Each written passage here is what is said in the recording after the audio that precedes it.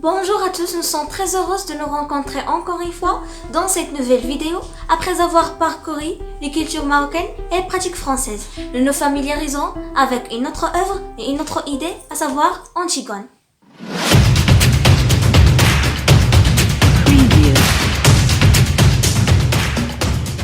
Antigone.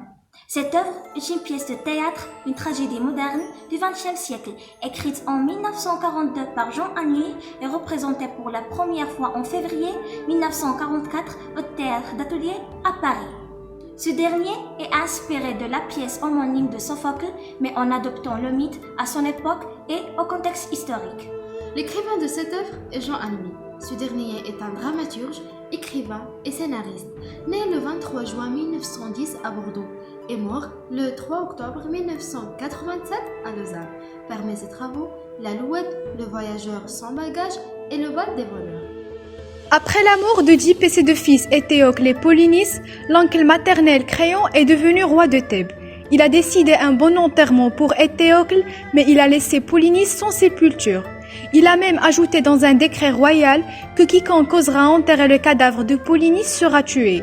Face à cela, Antigone défie ce décret royal et se dresse contre tous pour réaliser son projet qui est l'enterrement du cadavre de son frère Polynice.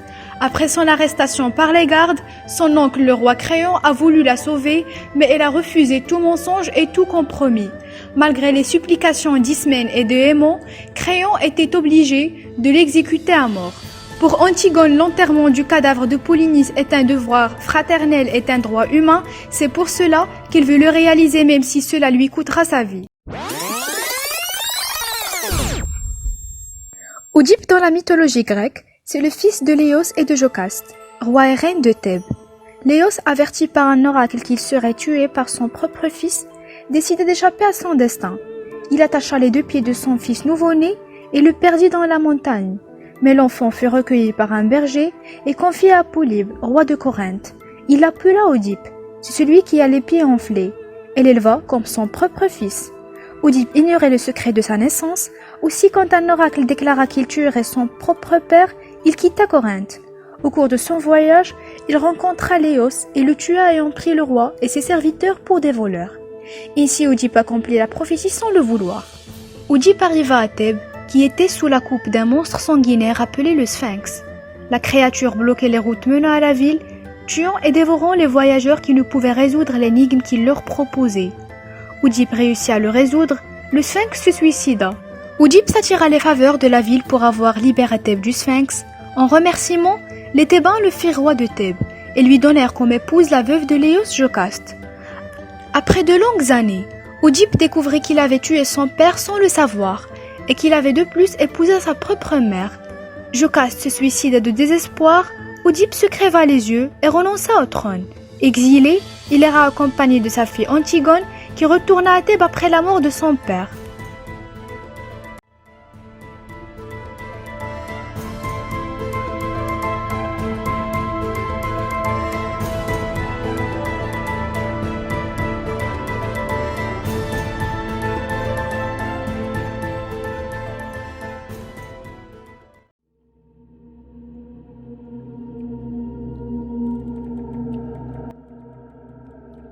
Le prologue présente les personnages qui vont jouer la pièce et possède un événement précédent pour faciliter la compréhension, c'est la mort de Polynice et Éthéocle.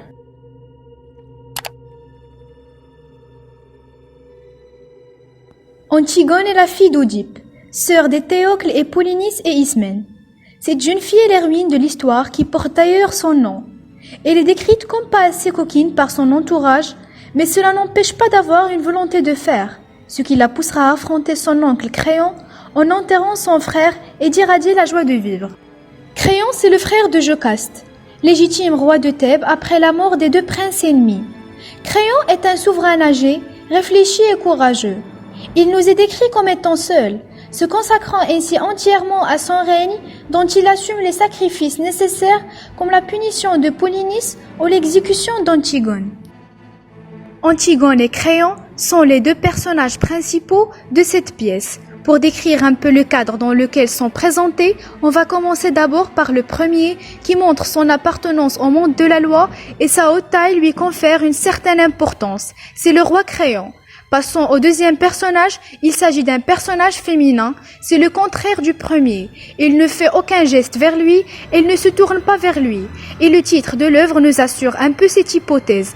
Anti indique l'hostilité, l'opposition et la défense, et Gonia signifie l'angle. Aimant, c'est le fils de Créon et le fiancé d'Antigone. C'est quelqu'un qui restera un peu mystérieux dans toute la pièce. On peut se demander s'il aime vraiment Antigone. Le prologue nous apprend qu'ils ne se marieront pas, et que s'il n'avait choisi Ismène, il ne serait pas mort. Elle est comme une espèce de pantin. Il n'a pas de pouvoir alors qu'il est prince et destiné à devenir roi.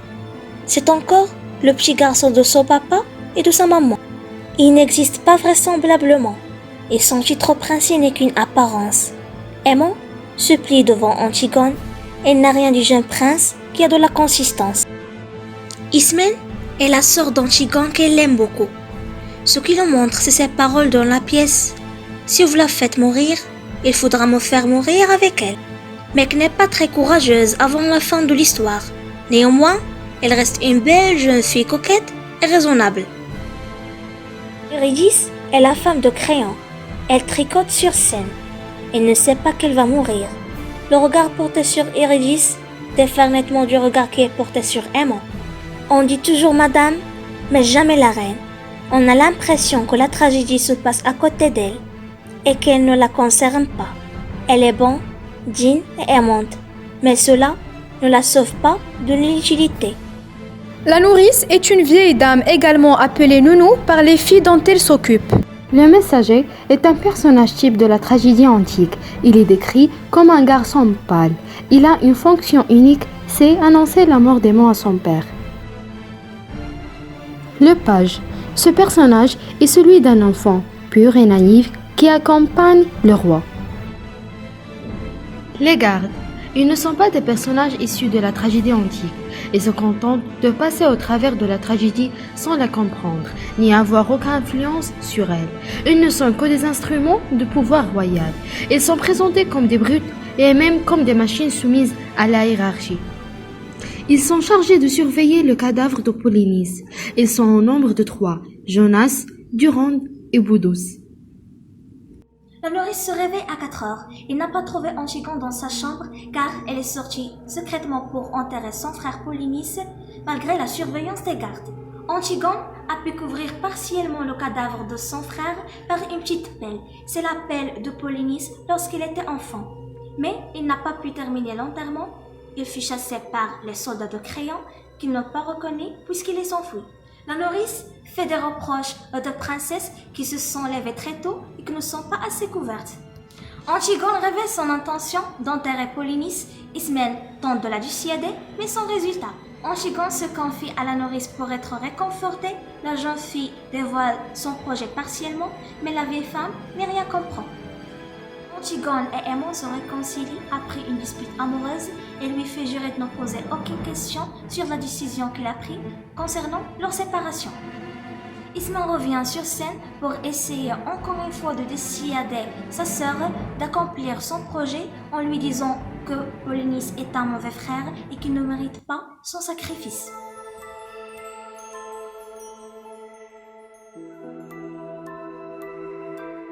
La fatalité est le caractère de ce qui est inéluctable. Elle se différencie du fatalisme, plutôt négatif de certaines religions, et aussi de la même racine fatum en latin. La fatalité est souvent associée aux dieux et au ciel dans des œuvres tragiques telles que Phèdre de Jean Racine. La fatalité est présentée par le prologue de la pièce. D'abord la légende d'Oedipe qui montre la fatalité de tuer son père et d'avoir des enfants avec sa propre femme. Ensuite, il précise la fatalité de l'existence d'Antigone qui ne devait jamais avoir lieu. Enfin, la mort d'Antigone est une fatalité, donc le propre de la tragédie est la fatalité. Quoi que fassent ces personnages, leur histoire finit de toute façon toujours mal. L'amour est un sentiment le plus noble qu'une personne peut ressentir envers une autre. Quand on aime ou quand on est aimé, rien ne peut arrêter pour exprimer nos sentiments, ni pour montrer notre affection. On peut tout faire pour satisfaire l'autre. C'est notamment le cas d'Aimant, qui a sacrifié sa vie pour Antigone, car il a choisi de mourir avec elle, sans oublier qu'Aimon a trop supplié son père pour sauver la vie de sa fiancée. C'est pourquoi elle a fait son choix de mourir à côté de son amoureuse. Ce dernier a sacrifié sa vie pour Antigone car il l'aime beaucoup, chose qui est considérée comme étant une conduite honorable et courageuse. La solitude est l'état ponctuel ou durable d'un individu seul, qui n'engage donc aucun rapport avec l'autre. À titre exemple, Antigone, l'héroïne de la pièce, est irrémédiablement seule pour agir, seule pour mourir.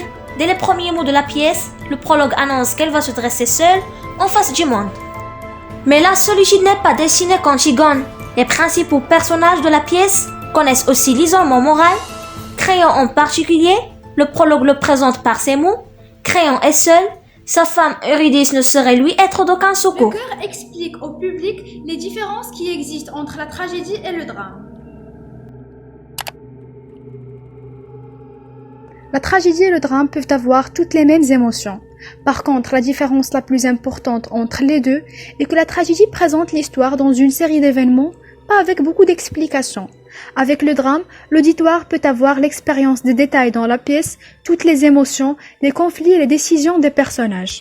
Le chœur dit, dans le drame, avec ses traîtres, avec ses méchants acharnés, cette innocence persécutée, ces terres neuves, ces lueurs d'espoir.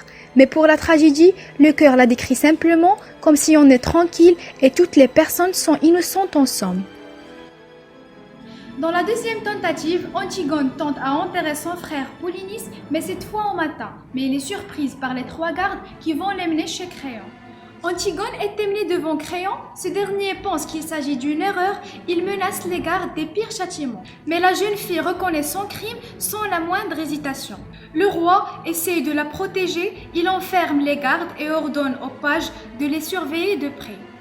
Créon fait son maximum pour dissuader Antigone et la sauver. Elle essaye même de lui révéler des secrets familiaux pour prouver que Polynice ne mérite pas son sacrifice. Ismène change d'avis, elle est maintenant prête à mourir avec sa sœur, mais cette dernière refuse de l'impliquer dans cette affaire qui la dépasse. Le chœur tente de faire revenir Créon sur sa décision, mais il n'y peut rien. Antigone veut absolument mourir. Aimon implore son père de sauver Antigone. Le chœur tente de raisonner Créon, mais il est trop tard. Le peuple de Thèbes est déjà au courant.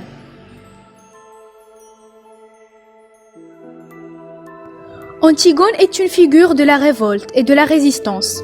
Antigone refuse de se soumettre, elle représente la jeunesse et l'absolu. Elle refuse un monde sale et laid, elle veut tout de suite. Jean Anouilh écrit la pièce alors que la France est sous l'occupation nazie. Antigone représente la résistance, c'est le refus de la tyrannie, la soif de liberté.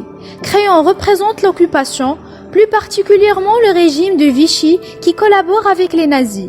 Il fait des choses qu'il n'a pas vraiment envie de faire. D'une part, Antigone refuse le bonheur commun. Antigone est idéaliste. Elle aspire à un bonheur absolu. Elle refuse de se contenter d'un lambeau de bonheur. Elle souhaite être épanouie à tous les niveaux ou abandonnée. Créon, lui, a une autre conception du bonheur.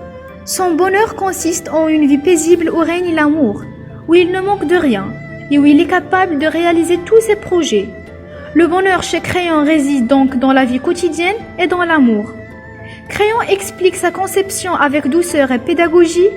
Antigone préfère un bonheur pur et partout. Elle exprime sa conception avec soutenance et assurance. Le personnage de Créon, roi de Thèbes, incarne le pouvoir et permet à Anouilh de présenter les principaux aspects de la pratique politique.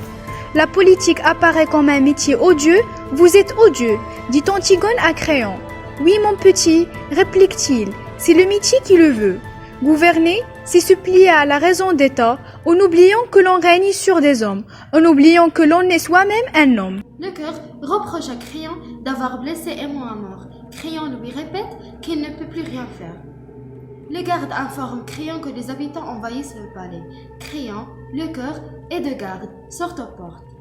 Antigone est surveillée par le garde Jonas qui lui annonce qu'il serait enterré vivante. Elle couronne le garde avec une bague en or pour écrire une lettre à Aimon.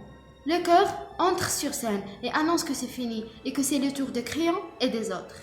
Le messager vient annoncer la mort d'Antigone et le suicide d'Aimon qui s'est planté une épée dans le ventre. Le cœur annonce à Créon que sa femme Eurydice s'est donné la mort aussi. Il s'est coupé la gorge. Créon est anéanti, mais il est le roi, donc il est obligé de continuer son travail. Le cœur commente les événements. L'histoire s'est terminée exactement comme il l'a annoncé. Seuls les gardes continuent à mener leur futile petite vie. Le registre tragique met en scène un personnage hors du commun, placé dans une situation dont l'issue ne peut être que malheureuse. Elle met en évidence le rôle de la fatalité et des passions dans la vie des héros. Et parmi ces procédés,